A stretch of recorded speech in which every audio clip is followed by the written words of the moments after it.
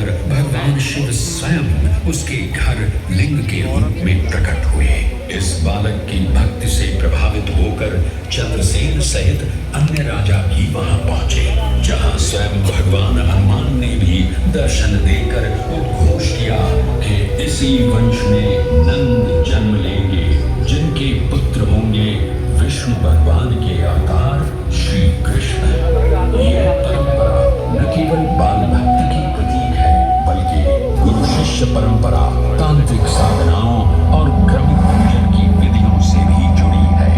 मंदिर परिसर में स्थित एक छोटा मंदिर श्री गोपू बालेश्वर महादेव मंदिर आज भी इस घटना की स्मृति को संजोए हुए है। महाकाल जो हर परमाणु और कोशिका में है, हर पल हर क्षण में।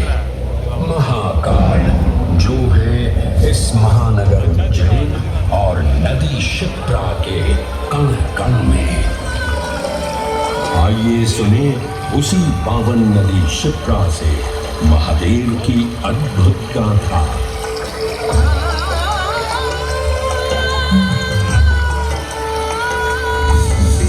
भगवान विष्णु के अवतार वराह हृदय से उत्पन्न मैं पवित्र पावनी शिप्रा हूँ।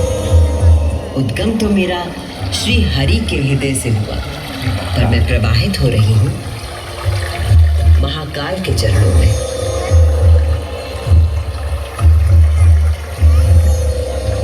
पुराणों में मुझे कई नाम प्रदान किए गए, जबरधनी, पाप अमृत संभरा और वर्तमान कथा का प्रवाह आरंभ करने से पूर्व यह आवश्यक है कि मैं आप सभी को अपने उद्गम की उस दिव्य गाथा से अवगत कराऊं, जिसे जानकर आप अचंभित हो जाओगे। मेरा उद्गम ऋषि अत्रि से जुड़ा है,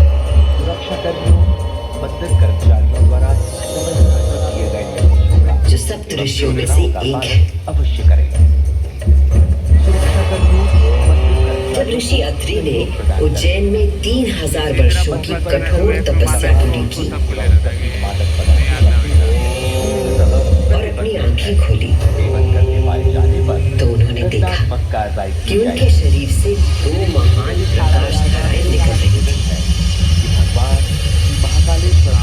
पहली धारा आकाश की ओर गई और कहा जाता है कि वो चंद्रमा में परिवर्तित हो गई।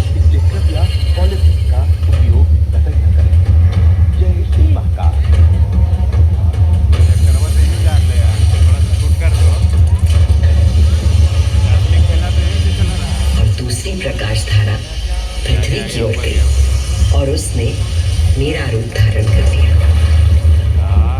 और उस प्राचीन काल से बहती आ रही हूँ मैं, इतिहास, आध्यात्मिकता, दिव्यता की कहानियां अपने साथ लेकर। कहानियां महाकाल की, जो विश्व का आदि और अंत है, जीवन का आरंभ और समापन जिनकी इच्छा से होता है, जो इस विश्व की निस्तब्धता और ध्वनि दोनों है।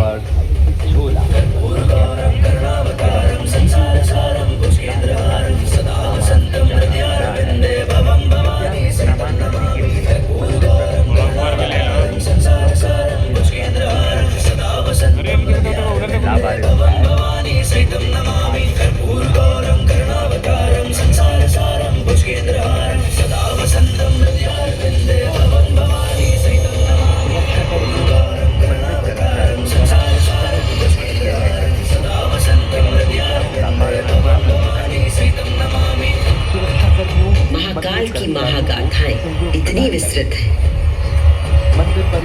कि वे काल और अंतरिक्ष की सीमाओं को पार कर सकती हैं।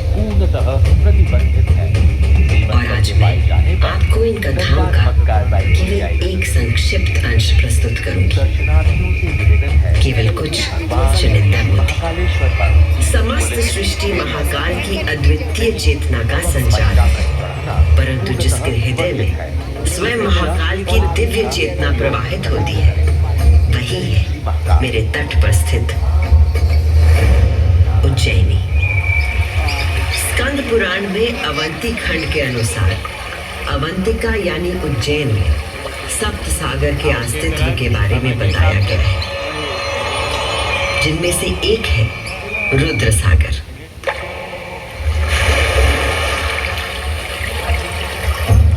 वही रुद्र सागर जहां आज आप सब विराजमान हैं, जहां पर अनादिकाल से ब्रह्म कमल खिला करते थे, जहां भगवान शिव स्वयं अपने गले में धारण मुंडों की माला का प्रक्षालन करते थे। पौराणिक प्रमाणों में मिलता है कि यदि कोई व्यक्ति अनजाने में भी इस जल का स्पर्श करता है तो 7 कुल का उद्धार हो जाता है। संतजन को मोक्ष और जीव को अकाल मृत्यु से त्राण देने हेतु अवंतिकापुरी में अवतरित देवाधिदेव महाकालेश्वर में कृतज्ञ वंदना अर्पित करती हूँ। हर हर महादेव। आज मैं शिप्रा देवी आपको उन्हीं महाकाल की शिव पुराण में उल्लिखित एक गाथा सुनाती हूँ। मंदिर परिसर में ब्रह्मांड के इतिहास में हमारी आकाश गंगा में भगवान ब्रह्मा और भगवान विष्णु के बीच श्रेष्ठता को लेकर प्रचंड विवाद हुआ।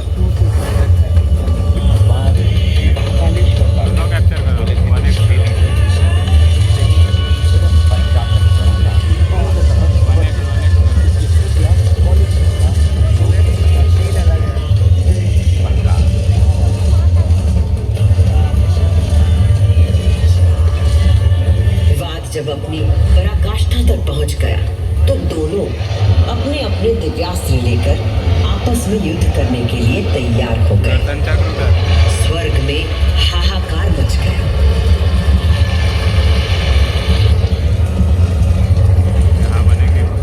दिव्यास्त्र चलने से संपूर्ण जगत पर प्रलय का आना निश्चित था।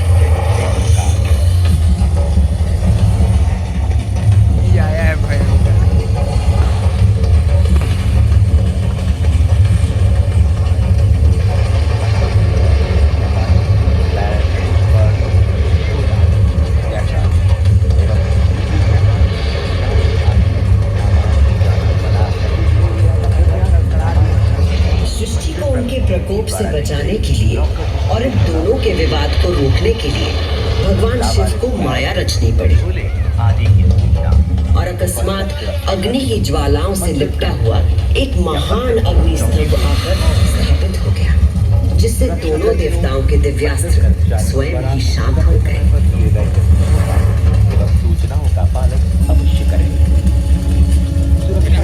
एक ऐसा अग्नि स्तंभ जिसका ना कोई आदि था न अंत था। दोनों देवों ने अनुभूत किया कि स्तंभ के पीछे निसंदेह कोई अद्वितीय अलौकिक शक्ति निहित है।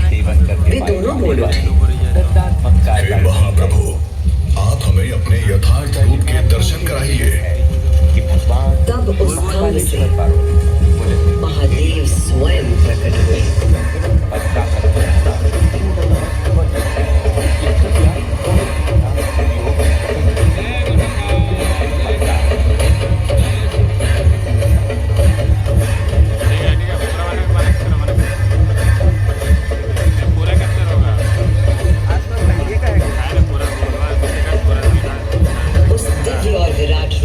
पंचमुख थे और प्रत्येक मुख में 3-3 नेत्र प्रकाशित हो रहे थे।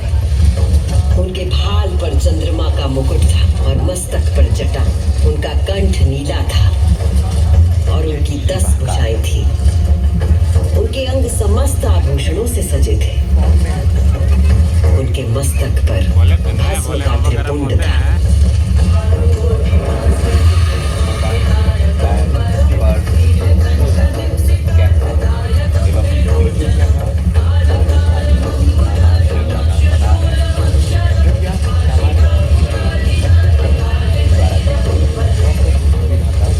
महादेव ने ब्रह्मा और विष्णु से कहा, सूर्यश्रेष्ठ ब्रह्मा जी, आप मेरी आज्ञा से सृष्टि की रचना करें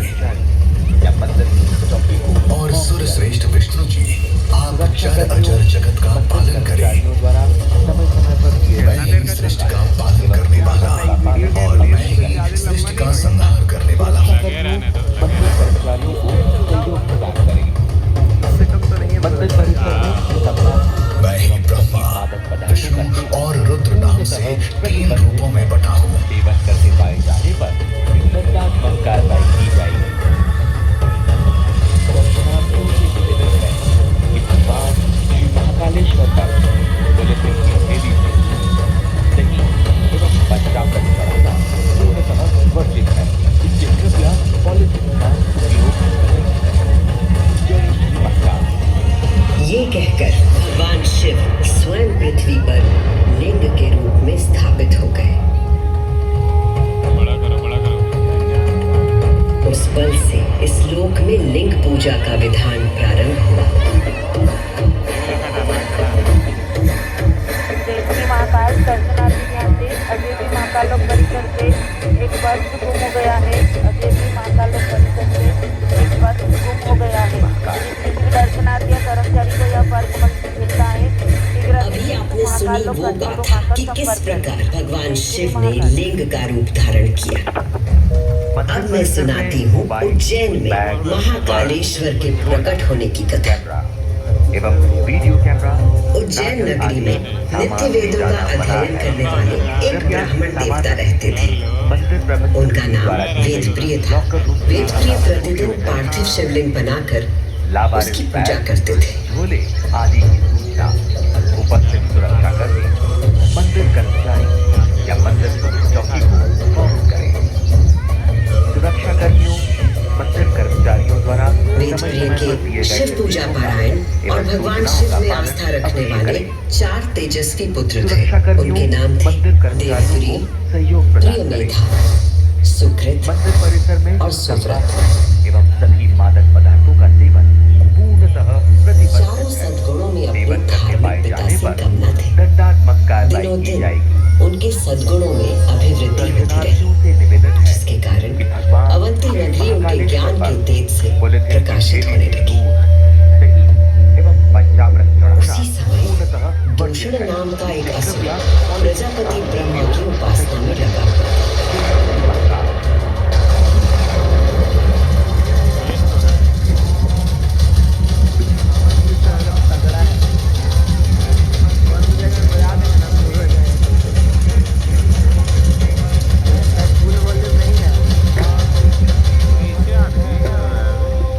ब्रह्मा जी से अजय होने का वर पाकर दूषण वेद, धर्म और धर्मात्माओं पर आक्रमण करने लगा।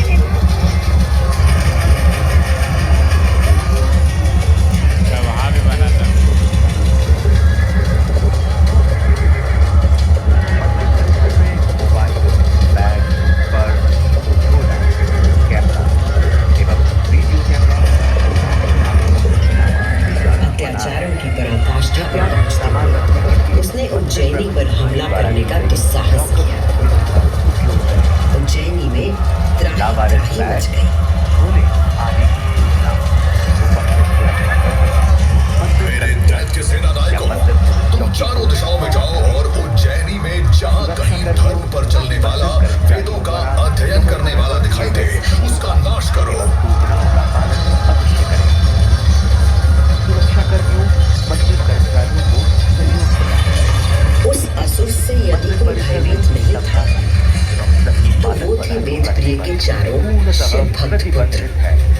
नगर को भयाक्रांत देख उन चारों ने उज्जैनी के नागरिकों को आश्वासन दिया। दर्शनार्थियों से निवेदन है कि भगवान उज्जैनी के नागरिकों, महाकालेश्वर पर आप सभी अपने भक्तों पर सदा कृपा करने वाले भगवान शंकर पर विश्वास रखिए पूर्णतः वर्जित है। इसलिए कृपया और उनका ध्यान करें। का उपयोग करें। भगवान सबकी रक्षा करेंगे। जय श्री महाकाल।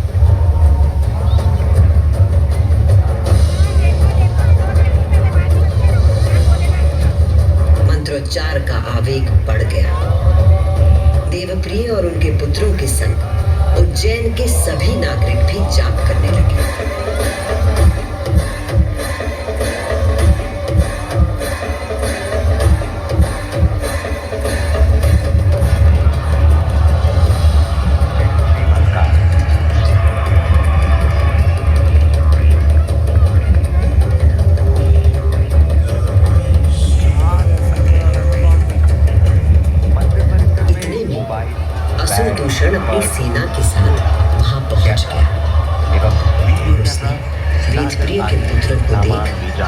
सैनिकों को आज्ञा। कृपया सामान रखने की लिए वध कर दो शिव की आराधना करने वाले इन शिव भक्तों का।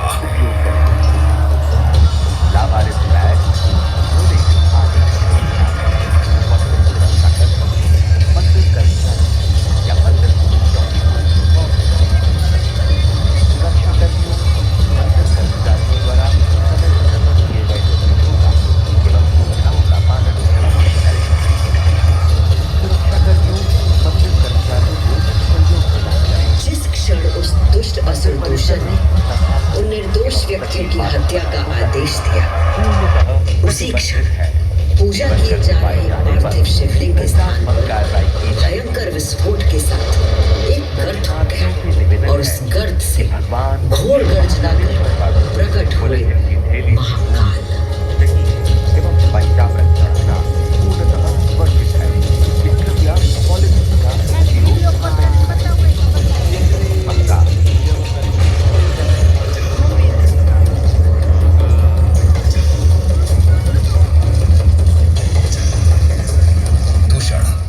मैं सत्पुरुषों के लिए आश्रयदाता हूँ और तुझ जैसे दुष्टों के लिए महाकाल हूँ।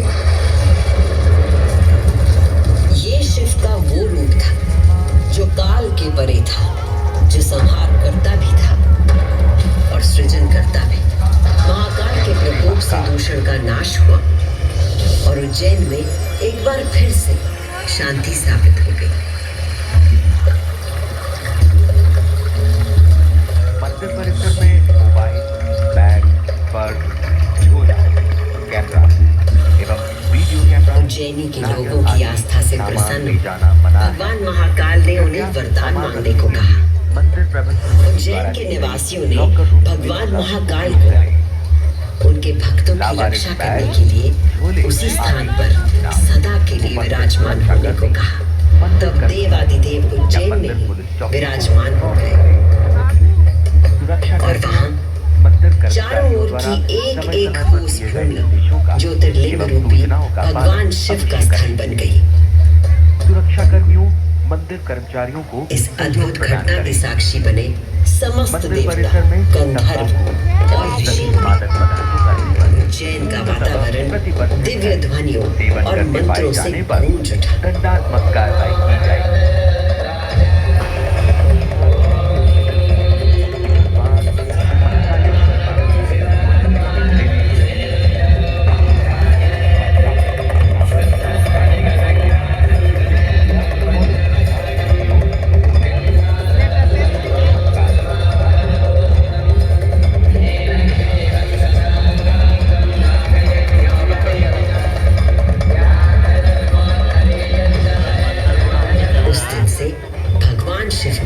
महाकालेश्वर के रूप में भूतल पर अपनी प्रतिष्ठा प्राप्त की और ये स्थान श्रद्धालुओं के लिए तीर्थ स्थल बन गया।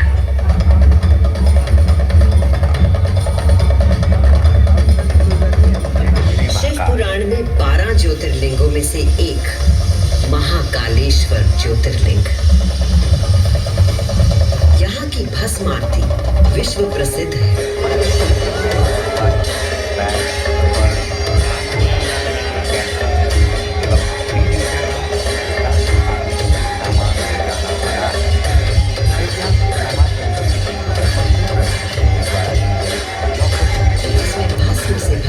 श्रृंगार किया जाता है क्योंकि महाकाल की तरह भस्म अविनाशी और अपरिवर्तनीय होता है। इस आरती की शक्ति और महिमा ऐसी है कि भक्तों के सारे पाप समाप्त हो जाते हैं। केवल इतना ही नहीं, उज्जैन वो नगरी है जहाँ मानव शरीर पूरे ब्रह्मांड के साथ सामंजस्य स्थापित करता है।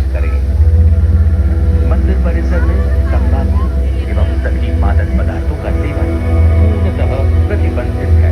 सेवन करके पाए जाने पर दंडात्मक कार्रवाई की जाएगी। अर्थात जो कुछ मानव शरीर में है वही ब्रह्मांड में भी विद्यमान है। पुलिसिंग की थैली नहीं एवं पंचामृत चढ़ाना पूर्णतः वर्जित है। इसलिए कृपया ब्रह्मांड के सृजनकर्ता महाकाल के आशीर्वाद से मैं शिप्रा आपको उज्जैन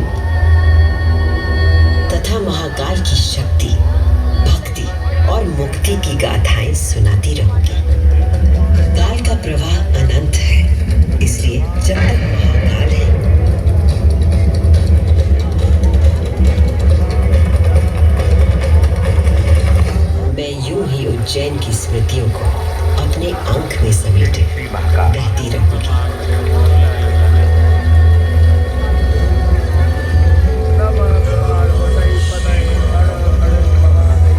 जय महाकाल।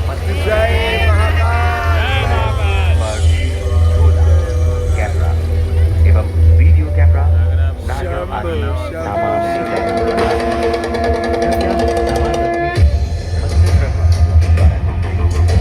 छोटा करो 1x करो तब आएगा सब।